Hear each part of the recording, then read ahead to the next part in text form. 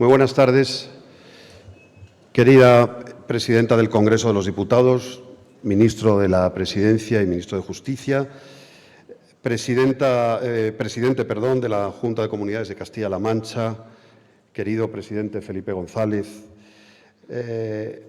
miembros del patronato de la Fundación Felipe González, que están casi todos por aquí, delegados del Gobierno, delegada de la Generalitat en Madrid, presidenta del Tribunal de Cuentas, exministros, secretarios de Estado, embajadores, autoridades, amigos y amigas. Es impresionante la cantidad de amigos y amigas de José Enrique que están por aquí y, por supuesto, muy especialmente, en nombre de todos los ateneístas y de todas las ateneístas, querida familia de José Enrique Serrano. Yo no voy a glosar la figura de José Enrique porque para eso están tan ilustrísimos invitados a la casa, esa figura incomparable de la historia de nuestro país, de la historia reciente de nuestro país. Quienes le conocimos, coincidimos, estoy completamente seguro, en ese elogio de un personaje público absolutamente incansable, con una capacidad de negociación, con una capacidad de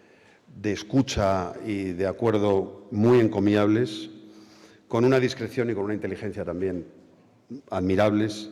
Y yo quiero recordar también esa sonrisa que tenía, ese don, esa gente que tiene, no se sabe muy bien por qué, que hasta en los peores momentos tiene en la cara una suerte de sonrisa. Eso es un regalo de la naturaleza que él utilizaba muy frecuentemente. Y recuerdo también, por supuesto, esa voz ronca, lenta, tranquila, irónica, con la que afrontaba los mayores problemas incluso. De manera que, aparte de eso, dejo el elogio, por supuesto, a nuestros invitados y quiero daros las gracias. Quiero, presidente, darte las gracias por elegir una vez más el Ateneo.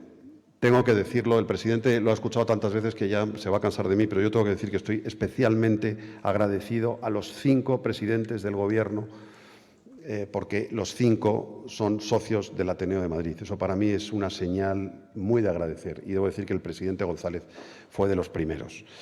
Gracias, por tanto, a la Fundación, gracias a Rocío también y a Alba por haber organizado este evento y gracias, finalmente, a Emma López, que va a ayudarnos a dirigir o a coordinar este acto. Gracias también, querido Carlos Aragonés, María Emilia Casas y Paco Serrano, por acompañarnos en este elogio, que estoy seguro va a ser completamente unánime, de esa figura maravillosa, de esa figura indispensable de la historia de España, que es José Enrique Serrano. Vaya este primer aplauso hacia su memoria. Muchísimas gracias a todos por venir.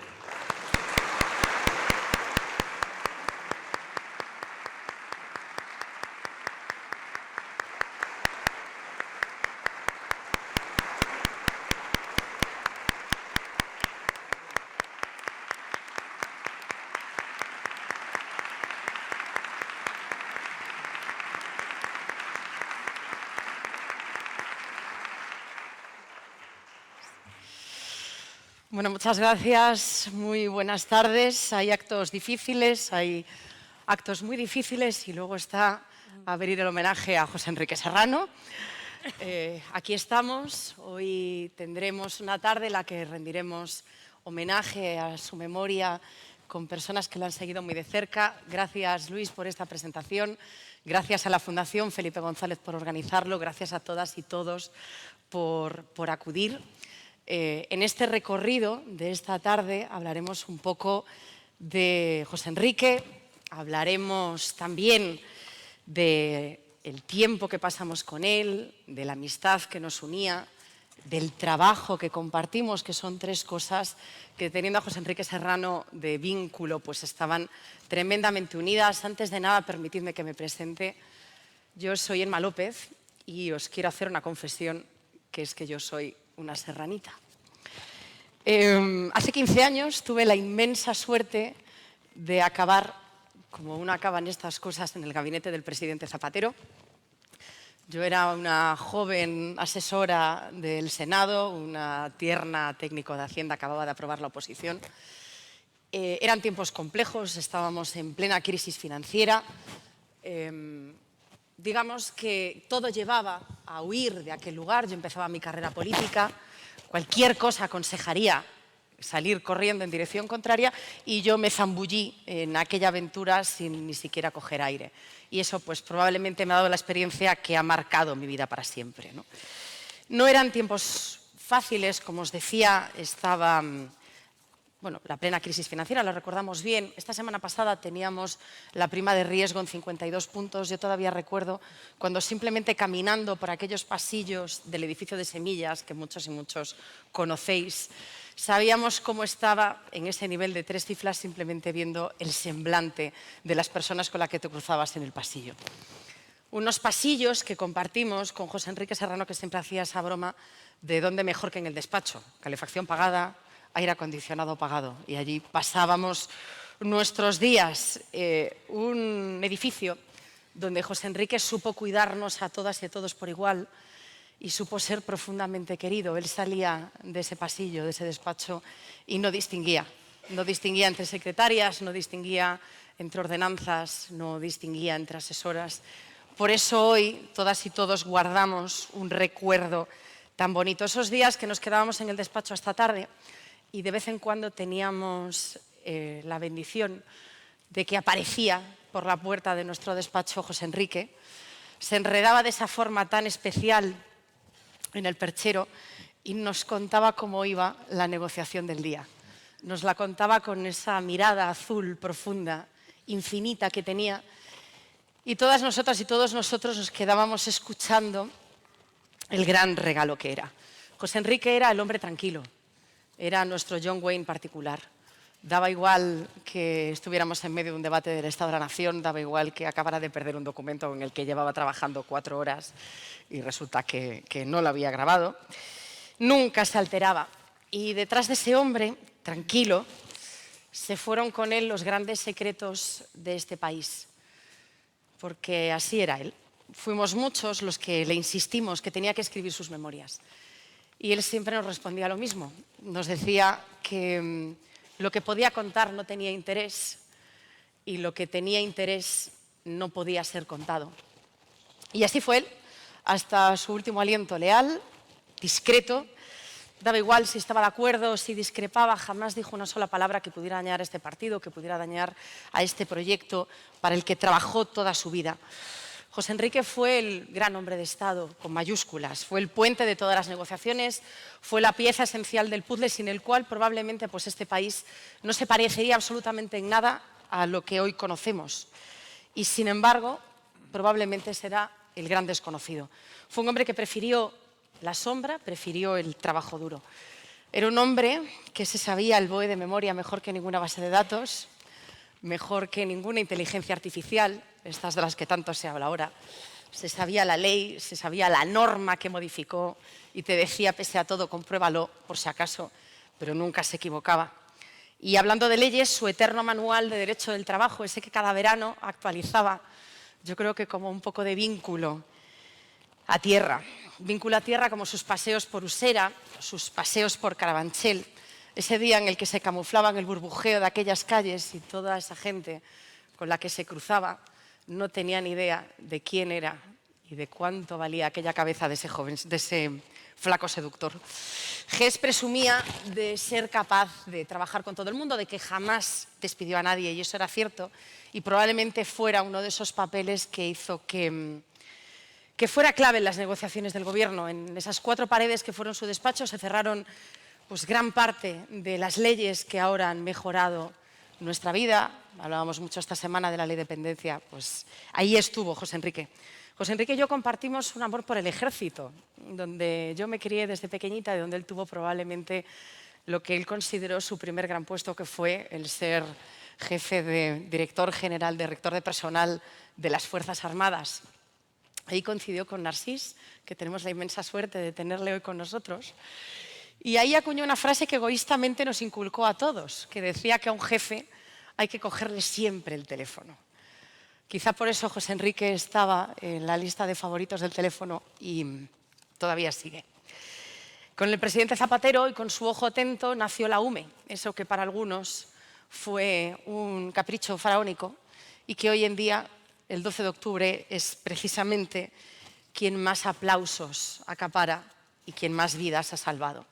También era un negociador incansable con otros grupos políticos.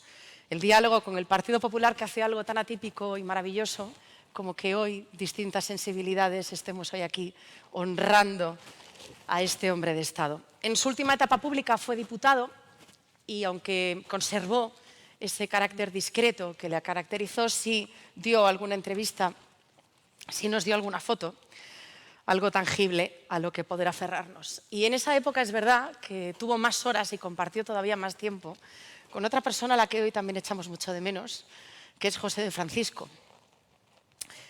¿Cuánto le debe este país a esos dos Josés? Y qué poco se sabe.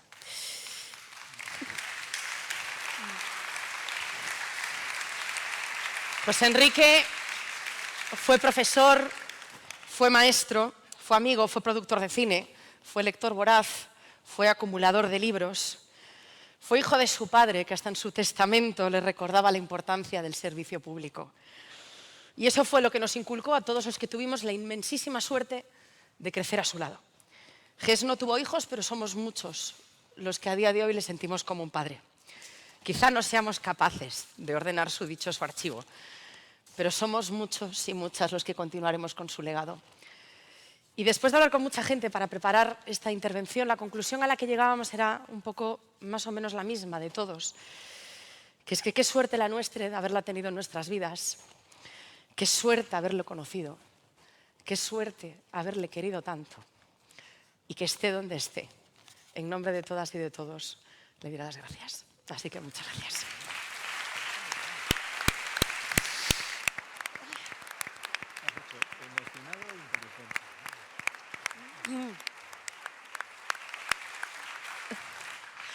Y ahora me toca la labor de presentar a nuestros ilustres acompañantes de esta tarde.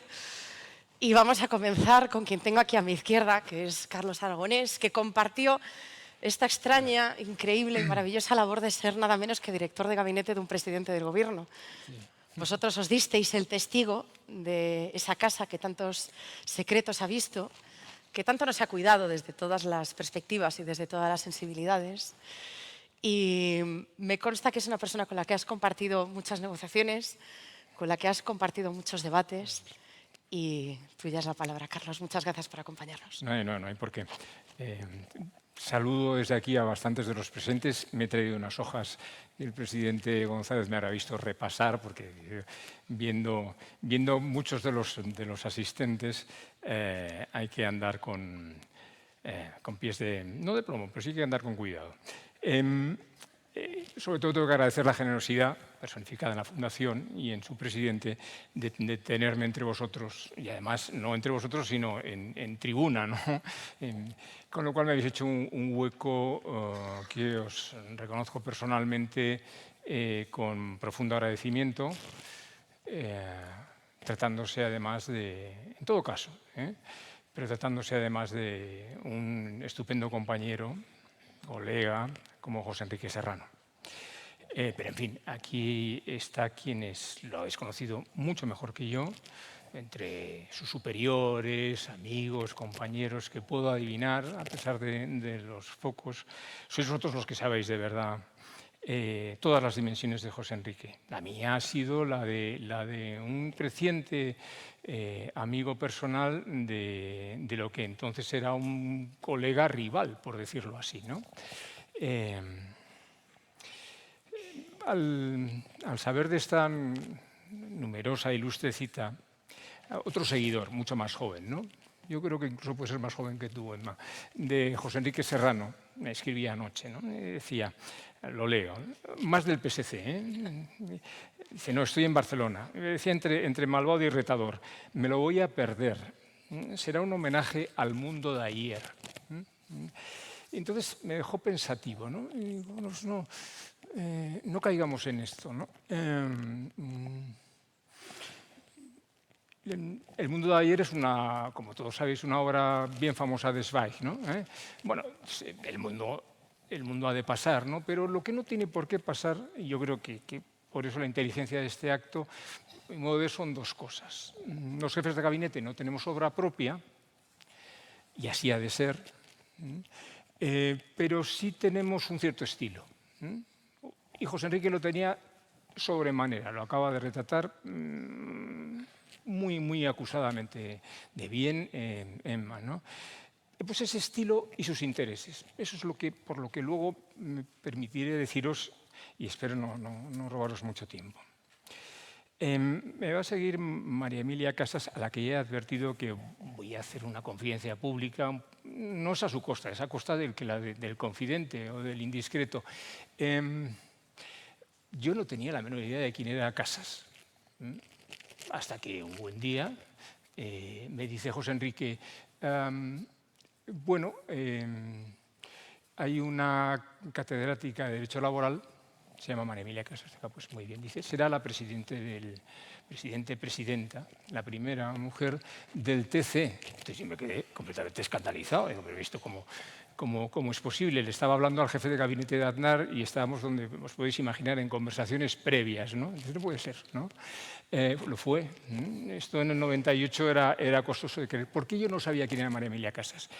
Porque no soy un profesor como lo era Serrano, menos de su adorada materia, el derecho laboral. No soy nada aficionado, se lo decía prácticamente a un neoliberal furibundo en aquellos años, ¿no? Con lo cual para mí podía rozar lo escandaloso, ¿no? Que la justicia constitucional la personificara María Emilia, de la que luego pude comprobar que José Enrique, una vez más, tenía razón y además era una magnífica presidenta del tribunal. Lo digo porque hay muchas cosas que se quedan ahí y que de vez en cuando conviene decir. No sé si andará por aquí Gertrudis, pero desde luego no me desmentirán en esas conversaciones, ¿no? Bueno, la socialdemocracia volvió, o al menos eso creíamos algunos, en el 2004, y era lo que quería José Enrique Serrano, ¿no? Cuando estaba con Joaquín Almunia. Yo tengo la sospecha que José Enrique venía de una izquierda un poquito más colorada, me da la impresión, pero tampoco le pregunté ni he hecho interés. Lo que sí está claro es que le gustaba una cosa, cuando en sus puestos tempranos, ¿no? En el decanato y luego en el rectorado con Francisco Bustelo, ¿no? La Secretaría General. Esto, os confieso, y por alternativa, esto es una cosa de la que yo procuraría evitarme toda mi vida, ¿no? Pues el estar al control de la sala de máquinas, ¿no? Esto es una cosa que le parecía absolutamente necesario y disfrutaba un poco morbosamente con ello, ¿eh? Lo podemos confesar, ¿no? Es verdad. Pero luego son otros sitios, ¿no? Los otros sitios, pues, aquí está Narcís Serra, ¿no? La Dirección General de Personal, ¿no? Esto es una clave, ¿no? Y sobre todo en aquel momento post-febrero del 81, ¿no? Clave, la carrera militar, ¿no? Esto hay que andar con mucha delicadeza. Siempre tuvo, por cierto, ya que está aquí presente, la mayor de las consideraciones hacia su primer real jefe político, ¿no? Como lo fue Serra, ¿no? Y bueno, ya en Moncloa. Moncloa es una especie es otra sala, es una sala de planeamiento. Para mí el aspecto más importante de Moncloa es la convivencia con el número uno, y el asesoramiento. Intentar planear y prever. Eso es una maravilla. Y la cabeza de José Enrique daba para su afición al Boletín Oficial del Estado y al mismo tiempo a la jefatura de la asesoría. Yo creo que ha sido el mejor de todos nosotros. Incluso me atrevo a decir que un poco mejor que Eugenio Galdón, ¿no? Que anda por ahí, si no, por lo menos lo he visto antes, ¿no? Al menos de lo que se entiende por el jefe de gabinete más more clásico, ¿no? Ya ha citado a su padre. A mí me llamó mucho la atención, y ahí está Manolo de la Rocha, ¿no? José Enrique está, yo soy diputado o soy senador, no recuerdo bien, pero está haciendo manifestando, tomando posición en mira la totalidad de la ley de procedimiento administrativo, ¿no? De las dos leyes que presentaba el gobierno Rajoy. Y termina e invoca entre los profesores administrativos a varios, pues a Olea, a Garrido Falla, que estuvo en el tribunal contigo, y Enrique Serrano. ¿Y este quién es? Era su padre. Entonces, los jefes de gabinete somos de por sí aficionados a la pesquisa, ¿no? A tener información. Me fui. Entonces, dije, joder, pues es un serrano con permiso de su hermano aquí presente, pues es un estilo parecido. El gusto por lo administrativo, la colaboración con el Estado, la perspectiva del jurista, el no hacer las cosas al cargo público. En fin, si me permitís la glosa, los conservadores entendemos mejor la vida y la historia por generaciones más que por conflicto de clases, aunque en las generaciones también hay oposiciones y luchas, ¿no? Y bueno, voy a terminar, ¿no? Porque ya digo, insisto en que los especialistas sois vosotros. Está, por supuesto, que ha de estar Rocío Martínez Sempere, que es en un artículo sobre José Enrique, ya se ha declarado castiza, ¿no? En el noble sentido de la palabra, casta, ¿no? Vi una cosa de Iceta muy bien hecha, espero algo de Enrique Guerrero si es que se me ha escapado, lo he hecho, bueno, y hay un artículo fabuloso el día de su cumpleaños de la bancada del 8, ¿no? Lo cual demuestra, y lo digo en reproche al Partido Socialista de Madrid, que hicisteis muy mal en que no repitieran en las listas, porque no molestaba a nadie, en cambio hacía una labor fabulosa de sujeción de grupo y de la tarea legislativa, ¿no? Me permito otra únicamente confidencia. Habría sido un excelente ministro. De lo que podía haber sido fue por unas horas. Pocos como él con ese sentido, aquí lo hay uno que lo ves, sentido de jurista de Estado. Es una cosa, es una terminología franquista, pero es aprovechable, ¿no? Un jurista con un agudísimo sentido del Estado y de la administración, pero sin merma de su respeto profundo, de su comprensión profunda de lo que es la ley, no el ordenamiento ni las leyes que hacemos ahora, ¿no? Y profundamente convencido de la convivencia civil, ¿no? Solo me queda rogar una cosa a la Fundación y al presidente González, lo puede hacer él. No es un imposible. Que dé lugar, que se publique la ley de los archivos de los expresidentes. Hagámoslo. Es magnífico, es una idea magnífica, es suya. Está hecha la ley, la hizo él, y todas sus gestiones. Un archivo integrado y abierto. Eso sí, me permitís la interpretación, eso sí que es memoria democrática, de la que urge ahora mismo. Lo puede hacer la Fundación y sobre todo lo puede hacer su presidente, el presidente González, ¿no? Hagámoslo, porque si no, además lo hará la derecha, yo aviso, O sea que... Gracias, Elena. Y una cosa más, una sugerencia en favor de José Enrique, que seguro que vamos a estar de acuerdo. A José Enrique le interesaban muchos temas, y lo sabéis mejor que yo. Os ahorro. Hay muchos, se me han ocurrido preparando para aquí. Por ejemplo, la crisis de los servicios universalizados del estado de bienestar, el rendimiento, los costos. Hay dos preciosos, ¿no? Que es la calidad de la legislación, ¿no? Y luego, de ese sí hablaba con él, con menos competencia, muchísimo menos que él, y la crisis, bueno, la crisis sí, o la mutación del liderazgo político, ¿no? Contemporáneo, ¿no? Que claro, tiene esto de la comunicación yacita, en fin, la comunicación permanente tiene un problema, que es el déficit de atención a la gobernación, ¿no? Tú puedes ser jefe político, pero la administración está esperando una dirección y la debe hacer el número uno. No es una cuestión de que el número uno sea el personaje principal de una comedia de situación, ¿no? Bueno, de eso hablábamos. Son temas, hay muchos más, por supuesto que sí, pero de eso se puede hacer una conferencia anualmente, no más. Se puede hacer aquí, se puede hacer en el Congreso si la presidenta nos acoge. Se puede hacer en la Complutense, otro sitio querido por José. Se puede hacer hasta en Moncloa. Para eso hay un salón de plenos estupendo. Hagámoslo, porque son temas que tanto al viejo neoliberal como a la socialdemocracia le importan y mucho, ¿no? Y lo hagamos en honor de él, que eran sus temas, sus grandes temas, ¿no? Sus intereses. y hagámoslo a su estilo. Y esto es lo que os tenía que decir y agradeceros de nuevo que me hayáis encima escuchado con atención. Muchas gracias.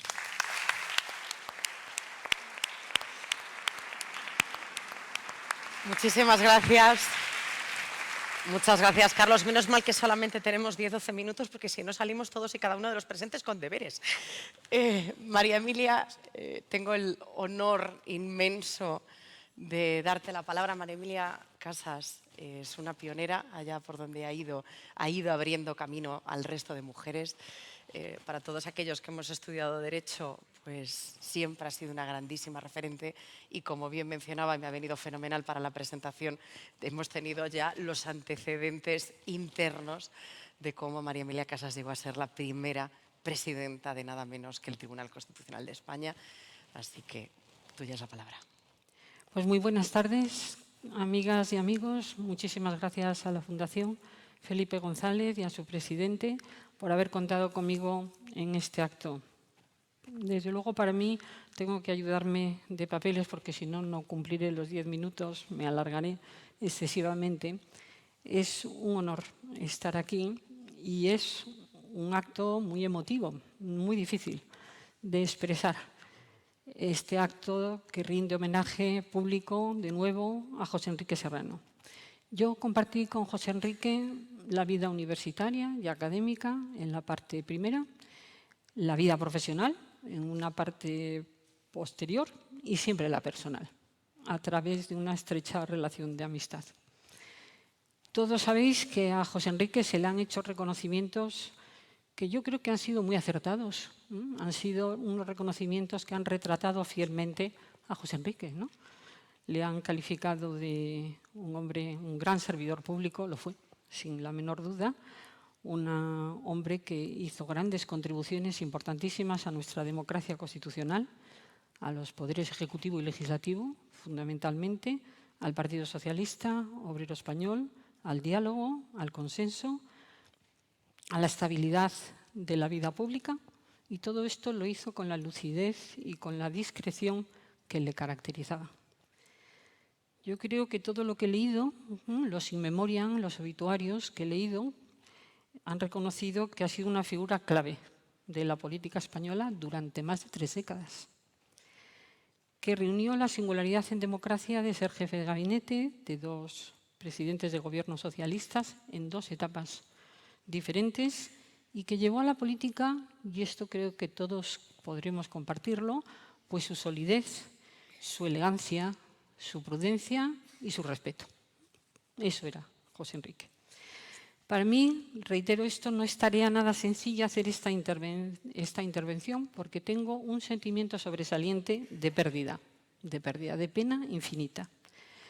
Mi mayor deseo hubiera sido que este momento no hubiera llegado, desde que José se puso enfermo.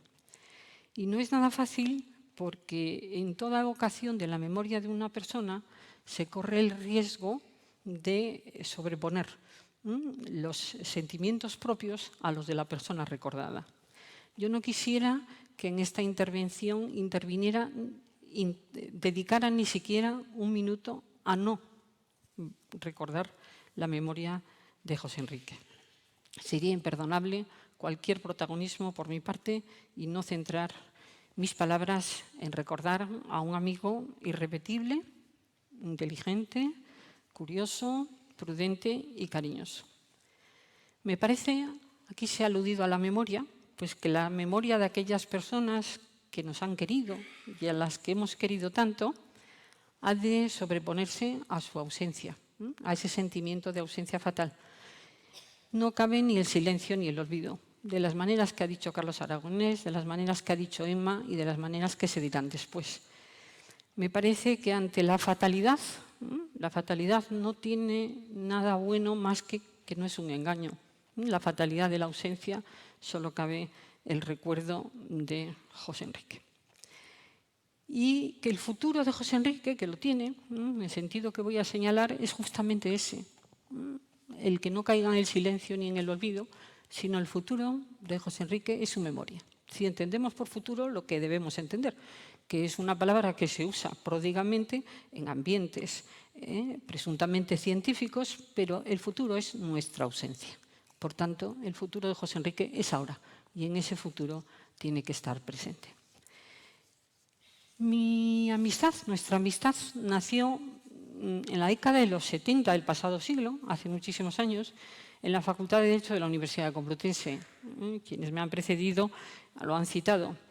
Ambos compartimos la condición de perennes en la cátedra del profesor Alonso Lea, con muchísimas personas que no voy a citar, y compartimos aquella facultad, aquellos años, con muchas personas que están hoy aquí, que se han citado. La amistad nos mantuvo siempre unidos, calladamente al final, por respeto a sus deseos y a su enfermedad. José Enrique, José para los amigos, desde luego José para mí, fue una persona y un amigo excepcional. Su amistad era siempre generosa, muy comprensiva, era también cómplice, era también crítica y era siempre leal. Yo creo que José era una persona fiable, una persona leal. Lo fue en todos los ámbitos de la vida y desde luego en la amistad lo cuidó de manera especial. A mí y a tantos otros amigos y amigas que estamos hoy aquí, desde luego tenemos motivos de especial gratitud por el tiempo que tuvimos la suerte de compartir con él. Yo creo que yo estoy en una deuda de amistad con José. Decía un amigo común, al que los dos lloramos, que cuando un amigo muy querido fallece, sin él el mundo es un lugar más imperfecto, la vida es más triste y la amistad se queda huérfana. Eso es justamente lo que nos sucede a tantas personas desde el 10 de junio pasado. José tenía una gran inteligencia, además era una inteligencia precisa y generosa, al propio tiempo generosa. Era, se ha dicho, un lector ávido, siempre dispuesto a recomendar libros, a compartirlos, a debatirlos. Era amante del cine, aparte de su experiencia como productor cinematográfico, ¿no? Era amante de la música. Tenía una curiosidad inmensa por el conocimiento de todo, por el viaje. Nosotros intentamos una aventura en la Sorbona de París, donde no nos admitieron. Claro, éramos dos jóvenes españoles, en aquellos momentos España no pintaba nada en el mundo y por supuesto nos dieron con la puerta en las narices. José era sobre todo un gran conversador. Yo creo que tenía una conversación que no callaba nunca. Incluso aunque le dijeras, calla por favor, no callaba, pero luego sabía escuchar. Tenía un silencio muy elocuente. Y era su equilibrio. Yo creo que el equilibrio de José era la conversación, el silencio, saber escuchar, eran muchas cosas. A mí José me enseñó mucho porque José entendió la universidad pública como un lugar no solo de conocimiento, y en aquellos años el conocimiento era el cauce del cambio, sin conocimiento era imposible hacer el cambio, sino como un lugar de debate abierto, de compromiso democrático y de servicio público. Yo creo que ahí empezó su prestación de servicio público. Por ello, José se implicó activamente en la lucha por los derechos y las libertades y participó tempranamente en el gobierno de la facultad, cuando tuvimos un equipo democrático, en una vicesecretaría, luego en un vicedecanato y posteriormente fue vicesecretario de la Universidad Complutense de Madrid en el rectorado progresista del profesor Bustelo. Fue un investigador, yo le calificaría de desempeño riguroso, impecable. Escribimos juntos nuestro primer trabajo de investigación, que versó sobre la situación de los autónomos agrarios en las prestaciones de seguridad social. Podéis consultar las métricas de Dialnet y aparecerán como obras más citadas de José sus contribuciones sobre el derecho de huelga, sobre negociación colectiva, porque, como decía Carlos, él siempre amó el derecho del trabajo. Y os recuerdo una obra absolutamente esencial en la trayectoria de José Enrique Serrano, que es su legislación social básica, con el también muy querido Marcial Sequeira, una obra de referencia en el ámbito de las recopilaciones normativas cuando éstas eran necesarias, por tanto, antes de Internet y de la IA.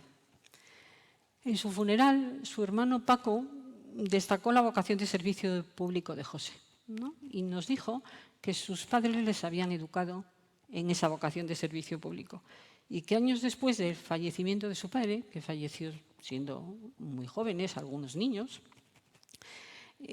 su madre reconoció muy orgullosa que José había cumplido ese deber de servicio, había cumplido la vocación de servicio público. Para mí, lo que dijo Paco en el funeral fue muy revelador, porque puse en orden determinadas piezas que estaban en mi cabeza desde hace mucho tiempo, ¿no? Y la primera fue la primera metedura de pata que yo tuve con José, importante en nuestra relación, que José hacía mis sustituciones en mis bajas de maternidad, porque la facultad no reconocía todavía las bajas, y José fue tan generoso que me hizo las bajas de maternidad. He sabido que en febrero de 2025 le fue concedida la medalla a la promoción de los valores de igualdad. Desde luego la merecía, pero muchísimo antes, porque aquello lo hizo con la generosidad que José tenía. Y en una de esas bajas, como por diciembre del 86, vino a verme a casa y me dijo que qué pensaba yo de que él aceptase la oportunidad que el ministro Serra le brindaba, a través también de Gustavo Suárez Pertierra, ya amigo y profesor en la Facultad de Derecho de la Universidad Complutense, de la Dirección General de Personal del Ministerio de Defensa. Entonces, cuando me dice esto, pues yo le digo, ¿pero qué dices? ¡Qué locura! No, tú tienes que seguir la tesis. Esto es importantísimo lo que estamos haciendo. Tenemos un proyecto democrático universitario. Además, vamos a hacer un modelo de relaciones laborales democrático a partir de la Constitución. Estamos absolutamente embarcados en esto, ¿no? Entonces, claro, me miró, y entonces yo me di cuenta que es que él tenía la decisión tomada muchísimo antes de venir a verme y muchísimo antes de pedirme la opinión. Pero José me lo explicó con una total sencillez, con una gran naturalidad. Y me dijo, mira, el proyecto democrático que compartimos ahora requiere mi presencia al servicio, no de la universidad pública, sino al servicio del Estado. Y fue tan convincente que yo dije, bueno, ¿cómo he podido decir yo esto? Desde luego, inmediatamente retrocedí y lo celebramos porque José siempre sabía entender la posición de la persona con la que dialogaba. Yo creo que José, desde que yo le conocí, tenía unas convicciones sólidas, democráticas, y sus razones no podían más que compartirse. Nuestros caminos nunca se separaron, nunca se separaron. La confianza mutua es esencial en la amistad. Ya ha dicho antes José, era una persona fiable. Es que era una persona leal, siempre leal. Y leal a todo y a esa amistad. José, te lo cuento, defendió siempre mi candidatura al Tribunal Constitucional. Mucho más que yo, fíjate, mucho más que yo. Creía mucho más en mí que yo misma. Entonces me decía, es que, y voy a decirlo como las palabras que él decía, el ejercicio independiente de la jurisdicción constitucional es una tarea ineludible. Y debes pensarlo. El ejercicio independiente de la jurisdicción constitucional, este era José Enrique Serrano. Este era así. Y yo estaba sobrecogida ante la tarea y José insistía. Desde luego, cuando fui elegida presidenta, lo celebró. Y si alguna cosa me dijo es, oye, Casas, celébralo. Y me llamaba por teléfono una y otra vez con este mensaje. Bueno, José ejerció unos cargos de una relevancia absoluta, ¿no? Hasta 2019. Volvió, un paréntesis, a la universidad. Yo creo personalmente que José nunca abandonó la universidad y nunca abandonó la política, hasta el último momento. Yo las conversaciones que tuve en los últimos años pues eran conversaciones en las que siempre estaba presente sus preocupaciones. Nunca abandonó el derecho. Nunca abandonó el derecho como elemento central de su vida y nunca abandonó el derecho del trabajo. Siempre participó en la génesis de las normas laborales y estuvo atento a su estudio. Pero el derecho como instrumento de ordenación rigió su vida de una manera absoluta, ¿no? Era una delicia hablar con él por teléfono en el estado de alarma y que hiciera una descripción de las normas, de las numerosísimas normas que en el estado de alarma se aprobaban, ¿no? Y decía, oye, ¿qué te parece lo que dice el artículo tal?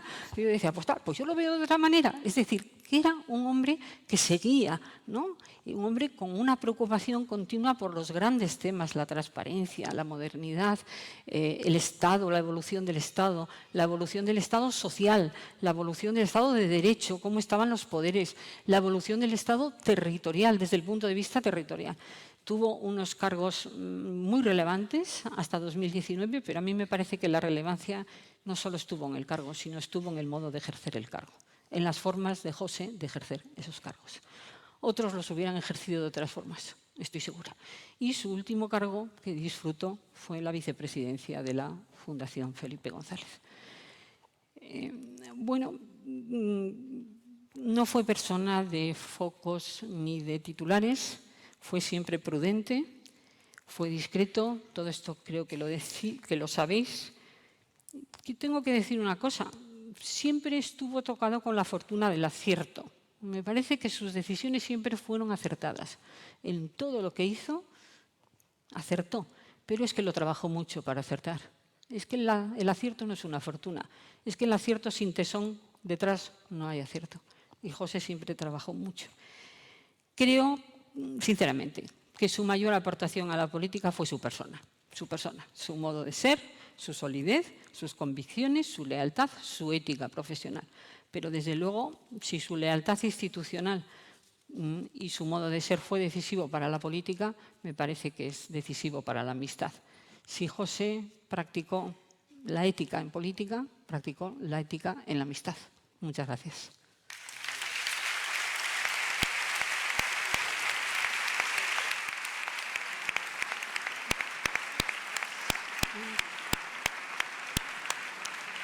Muchísimas gracias, María Emilia. Efectivamente, fueron muchos años compartidos que caminasteis juntos. Y bueno, tú, Paco, has compartido directamente toda tu vida. Tenemos a Paco Serrano con nosotros, que es el representante que ha elegido pues, toda la familia que está aquí, la que nos acompaña. Y tú le has acompañado en todos estos caminos donde nosotros nos hemos ido agregando. Cuéntanos un poco. Bueno, yo antes de todo, y en nombre de mis hermanos y de nuestras hijas, las sobrinas de José, quería agradecer en particular profundamente al presidente González por su decisión de dar lugar a este homenaje y detrás de él pues al resto de los ponentes, por supuesto a Rocío, el aparato de la Fundación y a todos ustedes, ¿no? Quiero decir que dentro del aparato de la Fundación no nos hemos puesto de acuerdo en repartirnos los papeles. Una vez seleccionados los nombres, no ha habido tú vas a hablar de esto, yo voy a hablar del otro, ¿no? Pero yo, meditando en casa estas semanas pasadas, comprendí que no me corresponde de ninguna manera hacer el elogio de mi hermano, porque no me corresponde hacer exactamente el elogio, porque además cualquiera de los presentes, y desde luego en la mesa, le han acompañado en su faceta pública, yo lo conozco desde el otro lado, ¿no? Pero eso me pareció que ofrecía una oportunidad de trasladarles algo de lo que quizás no se sabe de José Enrique, ¿no? Yo, de hecho, en el funeral, y voy a repetir, quizás pido disculpas porque voy a repetir algunas de las cosas que ya comenté en el funeral de mi hermano, y pido disculpas también porque ya me voy a incluir en el relato de vez en cuando, incluso a la familia, pero es solo por dar contexto, no por otro motivo, ¿no? Pero yo creo que a raíz del homenaje que se le rindió en el Congreso de los Diputados a las pocas horas de haber muerto, con esa reacción tan unánime de aplauso y de respeto, a mí mucha gente de nuestra edad, quiero decir que no han nacido antes de ayer, que han trabajado también en la función pública en muchos sitios, que sabían de la existencia de José Enrique pero no lo habían tratado, mucha gente me pregunta, oye, pero tu hermano, ¿por qué todo el mundo habla tan bien de tu hermano? ¿Qué tenía José Enrique? ¿De dónde sale José Enrique, no? En las notas de prensa que salieron o en los comentarios o en esa reacción que decíamos, ¿no? Y eso me llevó un poco a preguntarme, y de eso hablé en el funeral, como digo, porque yo creo que hay un factor, se podía haber hablado desde luego de si era muy culto, muy inteligente, muy leal, como ha apuntado María Emilia Casas, era muy tenaz también. José Enrique no frivolizaba, si cogía un tema lo estudiaba, lo explotaba hasta el final, ¿no? Se podía subrayar cualquiera de esas cosas, ¿no? Era responsable, era honrado por encima de, vamos, la prueba de bombas. Pero yo creo que como resumen de todo eso, y creo que no lo cojo por las hojas, al contrario, se subrayaba esa cosa un poco misteriosa que es, era un hombre de Estado, era una figura institucional. Yo te recordé eso lo recordé en el propio mes de junio. Una escena que paso a repetir ahora y que si muchos de ustedes estuvieron presentes en el funeral, pues me lo habrán oído ya y lo lamento, ¿no? José efectivamente le gustaba el cine y tenía una anécdota que repetía, no sin cierta coquetería, porque una vez estaba en casa de un alto cargo de los gobiernos de Zapatero, alguien procedente del mundo sindical, y había periodistas, y uno le dijo precisamente, como decía Emma antes, no, es que tú eres, como la película de John Ford, el hombre tranquilo. Claro, tranquilo porque en el caso de John Wayne tiene que contenerse, porque tiene un poder que lo tiene que administrar. En el caso de John Wayne es porque ha sido boxeador, no puede lanzarse a puñetazos con su cuñado, ¿no? En el caso de José Enrique seguramente ese control del poder pues era el poder del gabinete de la presidencia, ni más ni menos, ¿no? Y por lo visto detrás de ese periodista surgió otro que dijo, no. Y el otro creo que lo tengo localizado, pero no diré el nombre, no. Creo que era un periodista catalán que dijo, no. José Enrique en realidad lo que era el hombre que mató a Liberty Balance. Y le preguntó, porque tú has matado a Liberty Balance alguna vez, ¿no? Has sido el hombre que mató. Y José dijo, por supuesto. Bueno, así lo contaba él. Por supuesto, es que formaba parte de mi trabajo, decía. El otro insistió, pues cuéntanos. Y José Enrique le dijo la frase que también ha dicho Emma, lo que puedo contar no tiene interés y lo que tiene interés no lo puedo contar, ¿no? Bueno, pues yo, unos meses antes de la muerte de mi hermano, había quedado en ir a su casa después de comer, estábamos solos, y yo no sé si fue a finales del 24 o a comienzos del 25, pero era invierno, lo recuerdo porque la luz se iba, y yo al salir de mi casa y llegar a la suya le dije, pero hombre, pensaba que estarías viendo en la televisión de mi casa cuando salí, estaban poniendo For Apache, perdónenme estas aparentes frivolidades, ¿no? Y se lo comenta a José Enrique y me dijo, ¿qué me dices? Cogió el mando y conectó inmediatamente. Tengo que decir que José Enrique casi hasta el final leía, poco, le costaba concentrarse, pero leía. Veía más la televisión, claro. Nos pasa a todos de alguna manera, ¿no? Y bueno, enchufó la televisión y eran los últimos minutos, 1 o 2 minutos de For Apache. No viene a cuento, For Apache, Henry Fonda ha muerto, un coronel elitista y no sé qué ha muerto, la ha sustituido John Wayne, están hablando con un grupo de periodistas que, porque una desastrosa aventura han muerto muchos soldados, Wayne dice, no mueren porque viene la memoria del regimiento. Salen y la hija del coronel elitista y el hijo de un sargento chusquero, de estos que salen en todas las pelis de John Ford, se han casado y tienen un bebé. Esa es la escena final de la película. La pueden ver esta noche cualquiera. Y al ver el bebé, John Wayne dice, y este es el mejor soldado de nuestro regimiento, porque por él pasan el coronel y los oficiales y la academia, pero también pasa el soldado de a pie, no sé qué. Y de repente, a solas, y claro, no me lo decía a mí, yo creo que se lo decía, esto es literalmente como lo voy a contar. José Enrique dice, pues naturalmente, porque al final lo que queda son las instituciones. Porque lo último que queda son las instituciones. Bueno, la pregunta es, ¿por qué? Vamos, la pregunta que propongo esta tarde entre todos, ¿no? ¿Por qué esa inclinación, esa prevalencia, por encima de todo que le da José, al comportamiento institucional, ¿no? Y espero, doy un paso atrás. Yo recuerdo cuando José lo llamó el ministro, entonces ministro de Defensa, Narcís Serra, para dar la defensa, yo era director general con el ministro Solana Madariaga, que nos acompaña esta tarde también, ¿no? Y una personalidad del partido me preguntó, oye, pero es que tu madre era muy de izquierdas, es que tu familia era muy de izquierdas. Por tanto, esta reflexión que propongo esta tarde la inicié hace casi 40 años, estoy hablando de mediados de los 80, ¿no? Le dije, no, de ninguna manera, de ninguna manera. Bueno, yo creo que el origen de lo institucional, voy a dar 3 explicaciones que espero que les interese, ¿no? La primera, aunque parezca una extravagancia, la primera explicación es la guerra civil. La guerra civil. Mi familia era muy Mi abuelo había sido alcalde de Murcia con la dictadura de Primo de Rivera. La otra parte de la familia era muy modesta, no tenían estudios universitarios, eran pequeños comerciantes de Ellín, de la provincia de Albacete, ¿no? Pero los dos padecieron de esta familia de Albacete.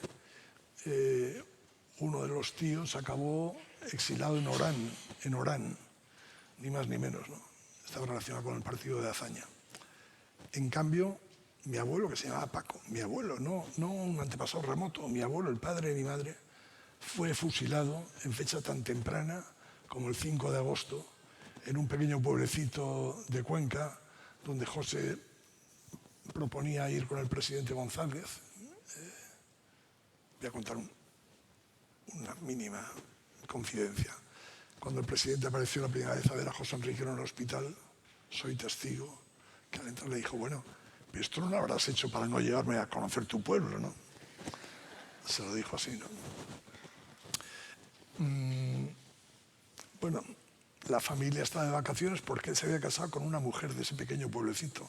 Él estaba en Madrid, se acercó y en fecha tan temprana como el 5 de agosto fue fusilado con otras 7 personas. A cabo de unos meses hubo un nuevo fusilamiento por parte de milicianos de la República,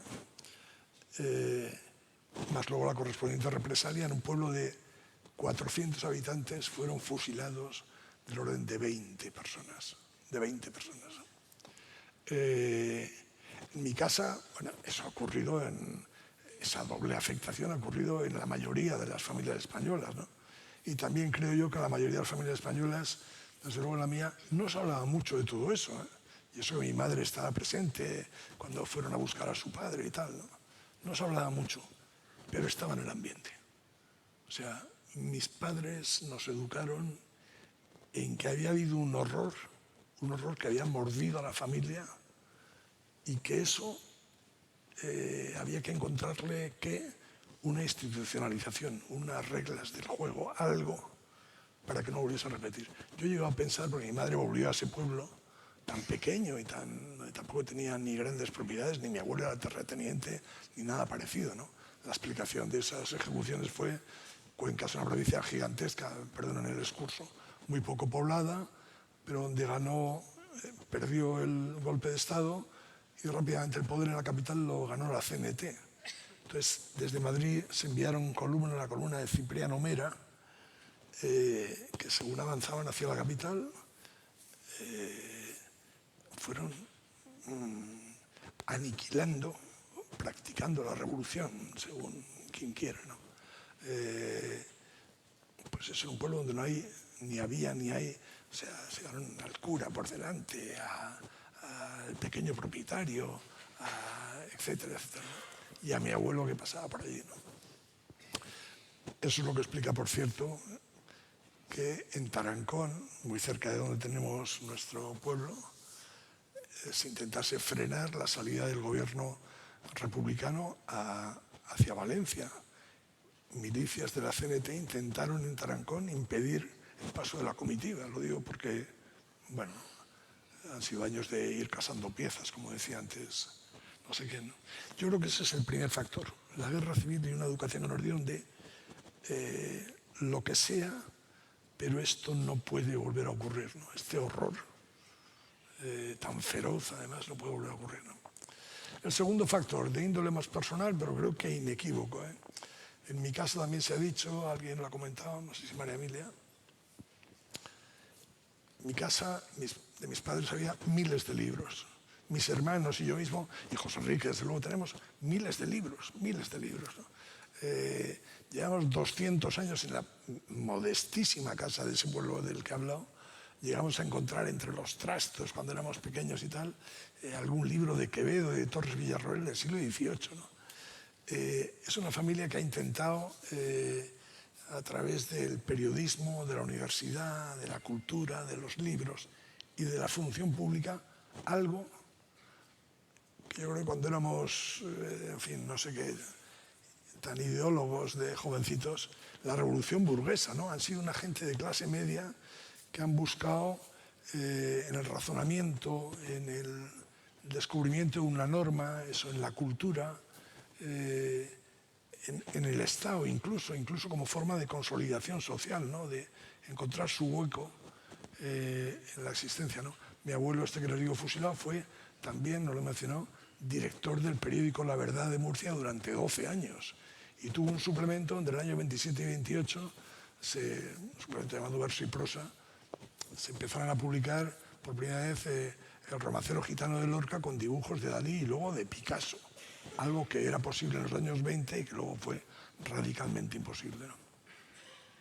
Mi padre, como también se ha apuntado, mi padre era de esa generación descoyuntada por las últimas levas en la Guerra Civil, que aparecen en Madrid. Mi padre se trató con Fraga y Ibarne, con López Rodó, con Pío Cabanillas, con Garrido Falla, con García Enterría, con Alonso Lea, gentes que vinieron a Madrid a hacer codos y a sacar oposiciones pensando que así y tal, ¿no? Mi padre efectivamente murió muy joven, con 46 años, y dejó un testamento donde le decía a mi madre que nos educase en la grandeza del servicio público. Esas fueron literalmente sus palabras. Yo estos días, repasando estos apuntes, que afortunadamente no estoy necesitando. Perdón. Que las votaciones del Congreso siguen en marcha. Ah, ya. Les damos permiso, presidente, lo que tú digas. Muchas gracias, Carlos. Termino ya, me quedan 2 minutos. He recordado estos días que mi padre de joven también en su pueblo, que era Hellín, promovió una revista, editó una revista que se llamaba Macanaz. Podía haber sido un cardenal de la curia, no sé qué, pero es que el gran personaje nacido en Hellín fue Macanaz, el ministro de Felipe V, encarcelado durante décadas por la Inquisición por defender las prerrogativas reales. Bueno, tercer y último factor, y ya me callo, pero con ese creo que aterrizamos y conecto con algo que también ha dicho María Emilia Casas. José Enrique entró a la universidad en el año 66. Nos llevamos 2 años de diferencia, él y yo, justos. Entró a la universidad en el año 66. Nuestro padre murió con 46 años de edad en el año 67. Yo entré en la Facultad de Económicas en el año 68. Y en el año 69, en enero, se produjo, creo de verdad que es así, el asesinato de Enrique Ruano. He recordado estos días, Alfredo Pérez de Rubalcaba repitió muchas veces, muchas entrevistas, que Alfredo era de mi quinta, no de la de José, era el alter ego de José, claro, pero era de mi quinta, del 51. Y en muchas entrevistas repitió que su conciencia política había surgido a raíz del asesinato de Enrique Ruano. Yo creo con esa secuencia de fechas que les he dado, que la sensación de desamparo, por una parte, que nos debió dar tanto a mi hermano como a mí, y de rebelión, por otra, fue decisiva para una generación a la que seguramente pertenecíamos todos nosotros, que ya no pudo contemplar ninguna otra cosa, vamos, que había, no se metió usted en política, o todo lo contrario, meterse en política, faltaban todavía 6, 7 años de dictadura, y eso no iba a terminar, y desde luego, bueno, yo ese día estaba, me encontré, es la única vez, me encontré en la calle, en plena calle Princesa, en mitad de la calle, 2 o 3 mil estudiantes, no más que eso, con José Enrique. Luego salí corriendo, pero llegaron los jeeps de la policía. Y todo eso, yo creo que no tuvo desde ahí, desde esa fecha, otro horizonte posible que la Constitución Democrática, que la puerta a las libertades que abrió Adolfo Suárez y la UCD, y lo digo porque lo siento así, siempre lo he sentido así, y del inmenso trabajo de consolidación democrática en lo político, en lo económico y en lo social que supusieron los gobiernos de Felipe González, ¿no?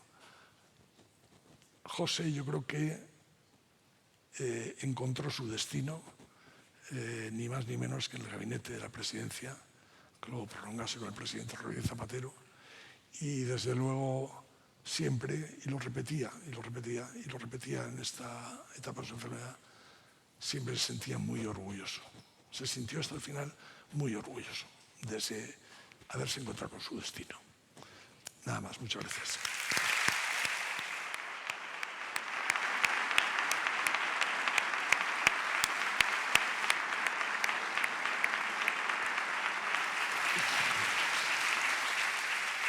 Muchísimas gracias, Paco.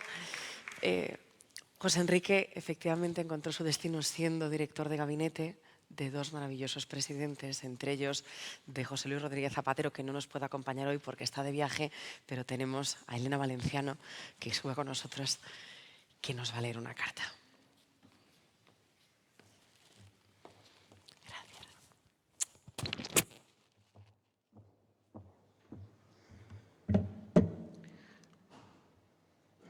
Bueno, pues en efecto el presidente Zapatero está fuera del país, pero no quería no estar aquí y lo hace a través de estas palabras. Amigas y amigos, deseo en primer lugar agradecer a la Fundación Felipe González la oportunidad que me brinda de participar en el homenaje a José Enrique con la lectura de estas palabras por mi querida Elena Valenciano. Cuando decidí contar con él como jefe de gabinete, tras la victoria en las elecciones generales de 2004, no tenía todavía una relación personal con José Enrique. Pertenecíamos a generaciones distintas y no nos habíamos tratado mucho. Le ofrecí el puesto atendiendo a sus muy acreditadas credenciales, a su trayectoria en nuestros gobiernos anteriores y a su experiencia también al frente del gabinete de la Secretaría General del Partido Socialista. Y desde luego acerté en la elección. Llegamos juntos a Moncloa un día de abril de ese año y de allí nos fuimos juntos antes de las Navidades de 2011 al concluir la tarea. Si la política democrática se sustancia, como no puede ser de otro modo, a través de procedimientos, con arreglo a normas y articulada en torno a instituciones, nadie las conocía mejor que José Enrique. Ello le confería una gran autoridad para coordinar la actividad ministerial y para preparar y encauzar la iniciativa legislativa del Gobierno, algo que en particular le encomendé y debo agradecerle. José Enrique Serrano fue hombre de Gobierno, pero también de partido. Como tal, sirvió a todos los secretarios generales del PSOE en la etapa democrática, cada uno con sus distintos acentos y circunstancias, pero por un mismo camino, entiendo yo, de progreso y lucha por la igualdad, característicos del proyecto socialdemócrata.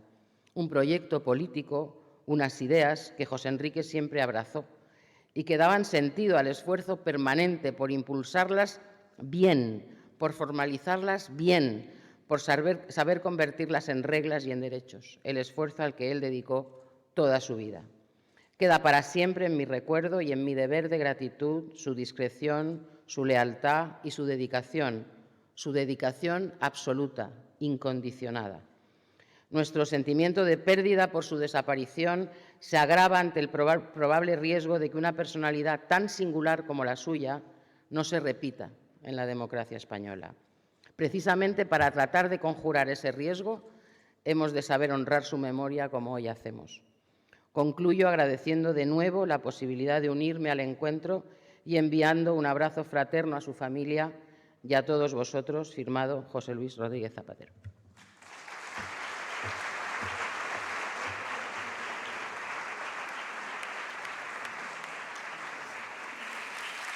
Muchas gracias, Elena, por traernos la voz del presidente Zapatero y de presidente a presidente. Presidente González, creo que no hace falta que lo presentemos. De tu mano han venido la gran modernización de este país y ahí contaste con un leal escudero que fue José Enrique. Tuya es la palabra. Bueno, muchas gracias. Saludos a la familia y a todos los presentes. Creo que tienen que ir a votar algunos, así que vamos a intentar ser breves. Se han dicho muchas cosas, casi todas las cosas que había que decir de José Enrique. Yo les voy a decir algunas nuevas, diferentes. José Enrique no sabía decir que no. Por tanto, todo el mundo abusaba de él. Porque cada vez que le ofrecían un compromiso... Yo he tenido una relación muy extensa y muy intensa con José Enrique, no solo de jefe de gabinete, pero él no sabía decir que no. Bueno, ¿quería ser diputado? En aquel momento más bien creo que no. Pero ¿cómo iba a decir que no? Por tanto, él no sabía decir que no cada vez que le ofrecían o le pedían, más que le ofrecían, algún tipo de actuación, actividad o dedicación. José Enrique podía haber sido ministro, sí, pero hacía mucho mejor a los ministros a los que servía. Por tanto, no sé, y a los presidentes a los que servía. ¿Por qué los hacía mejor? Pero José Enrique tenía esto que ahora empieza a aparecer de nuevo a nivel mundial, no me estoy refiriendo al pequeño cortijo en el que vivimos, ¿no? El patriotismo constitucional. Empieza a surgir de nuevo esa idea, como un anclaje de los valores democráticos, de los valores del pluralismo, del respeto a los derechos humanos, del respeto al Estado de Derecho, a la norma, ¿no? Él tenía ese patriotismo constitucional. Era un gran servidor público, era un hombre de Estado.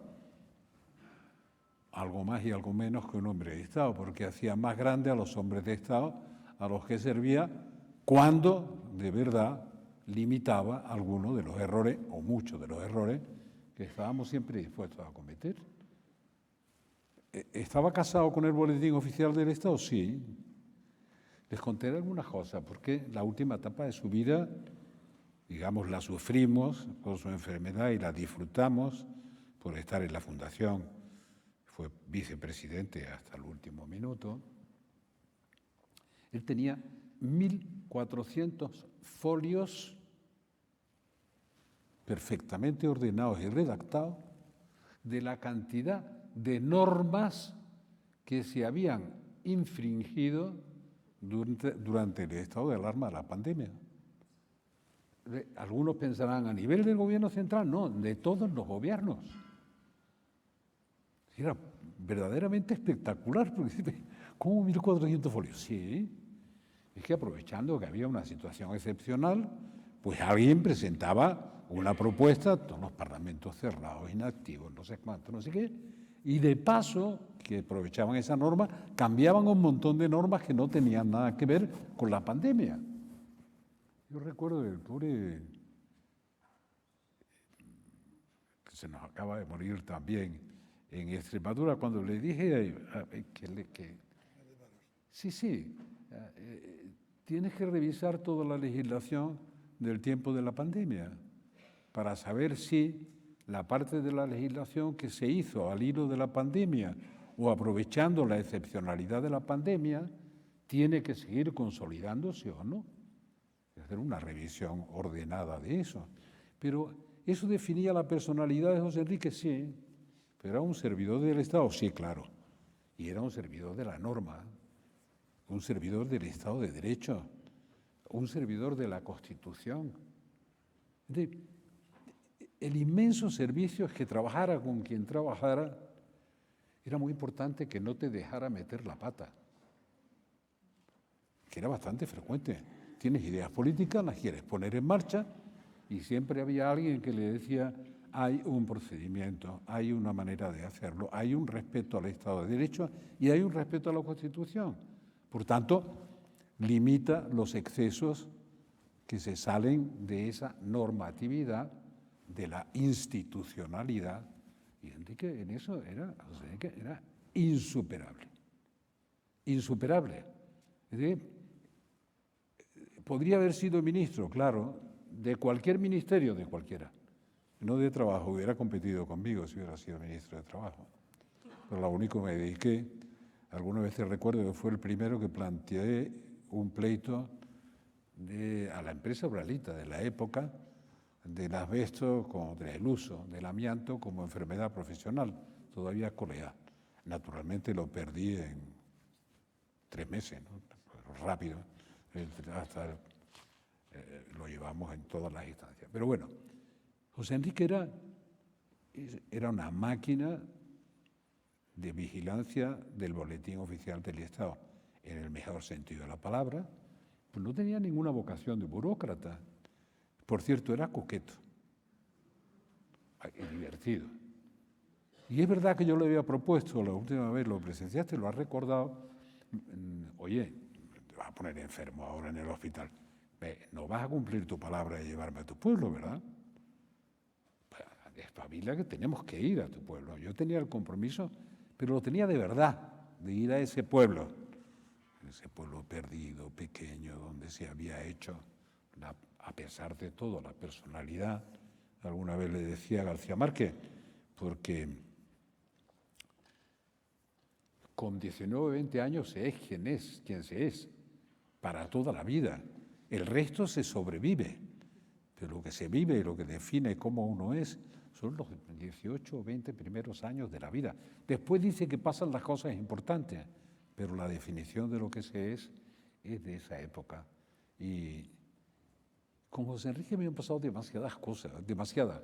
Hasta el último momento hemos compartido infinidad de cosas. Ya se han dicho tantas verdades de él que no voy a insistir.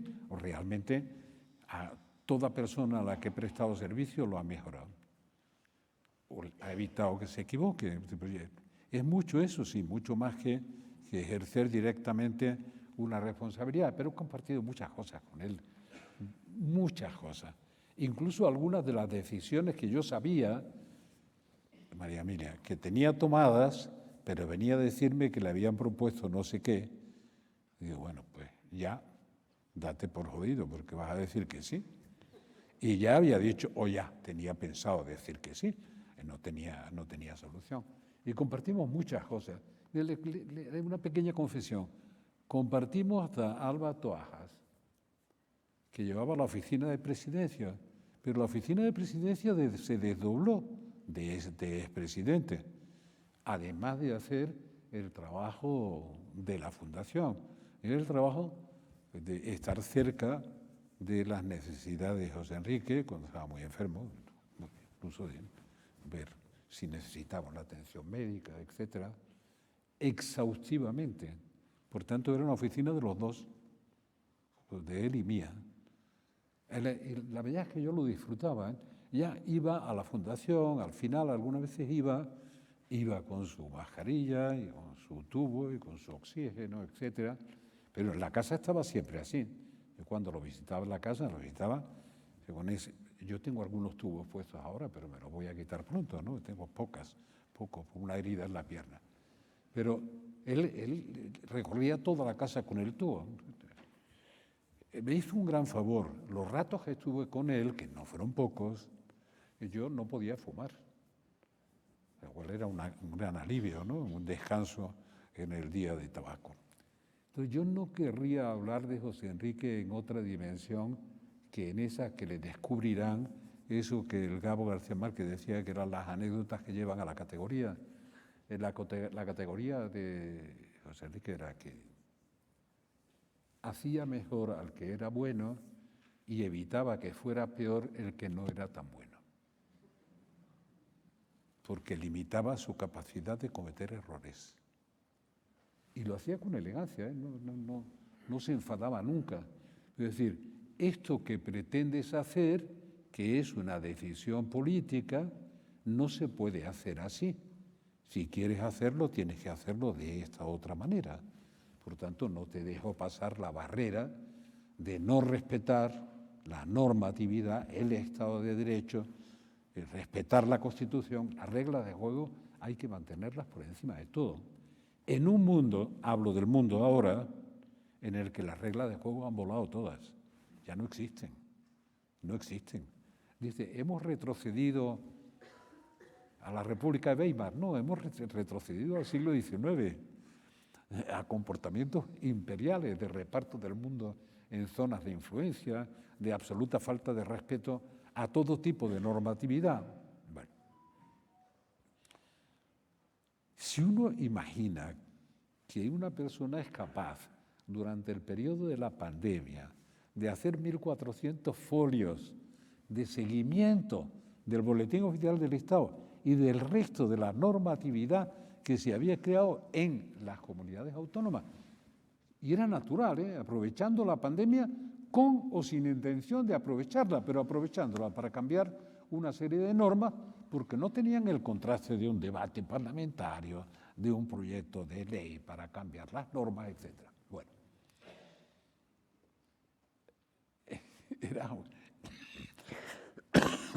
era un tipo bastante excepcional e irrepetible. Dejó muchas cosas por hacer, muchas, y muchas planteadas. ¿Cómo es posible que todavía, acabo de decirlo, quien era su contendor en otra jefatura de gabinete, ¿no? Dejó preparado, si ve usted, el esfuerzo que estamos haciendo en la Fundación, el modesto esfuerzo que hacemos en la Fundación, queríamos hacerlo con todos los archivos de todos los presidentes. Porque nosotros somos un país que no respeta ni los archivos, y mucho menos los da a conocer. Me han hecho muchas críticas porque doy a conocer cosas que tienen acceso directo del público, y es otra de las obras que se hacen en la Fundación. Cualquiera puede entrar y cualquiera puede, no solo tiene que ser no necesariamente tiene que ser un investigador, sino cualquiera que quiera saber algo. Incluso algunos de los que quieren saber cuánto y cómo he cambiado, pues se lleva la sorpresa cuando van a la Fundación, decir, dice lo mismo que decía en los elementos fundamentales, los cambios del mundo, no, que decía hace 30 o 40 años, que es raro, ¿no? Sí que es raro mantener un cierto nivel de coherencia. A eso te ayudaba José Enrique, poderosamente. Te ayudaba con una suavidad y con una generosidad inusitada. Algunas veces es abusar de las personas ausentes. Es decir, era un personaje irrepetible, digamos que es difícilmente repetible. No digo que sea irrepetible. Y cuando se dice, ¿debería haber sido ministro? Sí, pero probablemente hubiera sido un desperdicio, en el mejor sentido de la palabra, porque ayudaba a los ministros con los que trabajó y ayudaba a los presidentes para los que trabajó. Por tanto, ayudaba a todos. Por tanto, ayudaba en el mejor sentido de la palabra. La mejor ayuda es evitar que cometiéramos errores. Algunos tenían más tendencia a cometer errores que otros. Por tanto, él era en eso un vigilante permanente. Su capacidad de entenderse con los demás era asombrosa, porque no era una capacidad de ceder en aquello en lo que no creía, sino de convencer a los demás de aquello en lo que creía, que eran siempre elementos sustanciales y de convivencia. O sea, que era, digamos que era un patriota constitucional. A él le hubiera sorprendido que lo definiera así ahora, pero le hubiera gustado en este momento que estamos viviendo a nivel mundial que le recordara su patriotismo constitucional. ¿Por qué? Porque no quería ni siquiera imaginar, Paco lo ha definido bien, que volviera a haber dos Españas.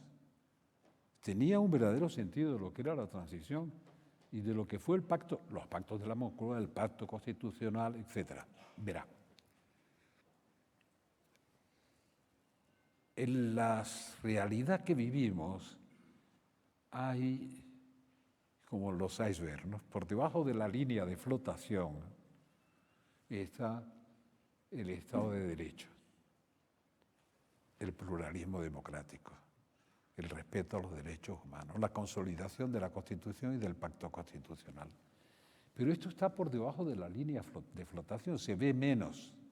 A veces es clamoroso el incumplimiento y se ve más, eso se ve menos. Pero se ve menos y sin embargo son los fundamentos en los que se va a construir todo, incluso el desarrollo económico, la prosperidad o no. Sobre esos fundamentos, de los que no se ven, y los que no se ven hacen que el edificio perviva, sobreviva. Si esos fundamentos desaparecen, se agrietan, el edificio corre permanente peligro de derrumbarse y de volver a las andadas. Nunca José Enrique hubiera querido tener que presenciar algo así, y él contribuyó mucho a mejorar las relaciones entre todos y sobre todo a defender la institucionalidad. Porque sí quiero que recuerden que esta noche todos pasamos, las instituciones quedan, y cuando las instituciones fallan, lo demás es polvo, desaparece, no es capaz de ordenar la convivencia ni de garantizarla. Este no va a ser el último homenaje a José Enrique. Va a haber muchos más. se va a hablar mucho más de él, porque cada vez va a estar más vigente lo que hizo. A pesar de lo que decía, hombre, de lo que puedo hablar, pues no tiene mucho interés, y de lo que no puedo hablar, no voy a hablar. No es cierto. Tiene mucho interés lo que hizo y lo que propuso. Y parte de lo que propuso terminaremos haciéndolo. Costará más o menos, pero terminaremos haciéndolo. No es imaginable que un país pueda vivir sin conocer los archivos de los presidentes que ha tenido durante una etapa como la etapa democrática. Lo lógico es que se vean conjuntamente, que se expongan al público, la gente pueda acceder, que empiecen a limitarse algunas de esas leyes que hacen imposible acceder en España a lo que es fácil acceder en Gran Bretaña o en Alemania, ¿no? Se pueden saber cosas que pasaban aquí, que aquí no se pueden saber por leyes excesivamente limitativas. Bueno, José Enrique era un gran servidor del Estado. ¿Es un hombre de Estado un gran servidor del Estado? ¿De qué otra manera se podría ser un hombre de Estado si no sirviendo al Estado? Era un gran servidor público. Era un tipo leal, sí, además simpático, presumido, pero presumido sin arrogancia, con elegancia. Pero era un tipo de una extraordinaria cordialidad. Yo hablaba con él muchas veces más en aparente broma que con seriedad o con aspereza, que nunca tuvimos un encuentro áspero, nunca. Y he tenido la inmensa fortuna de disfrutar de él en la Fundación hasta su último aliento y de compartirlo con muchos de los amigos que lo han visto actuar, que lo han visto vivir, incluso cuando vivía enganchado en la botella de oxígeno. Ahora nos falta un poco el oxígeno de José Enrique. Intentaremos recuperar algo de lo que nos quede. Muchas gracias.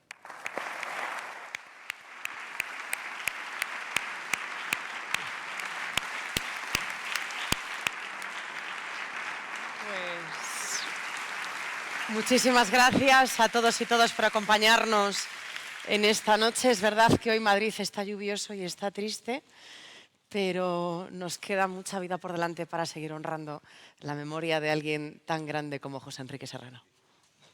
Muchísimas gracias.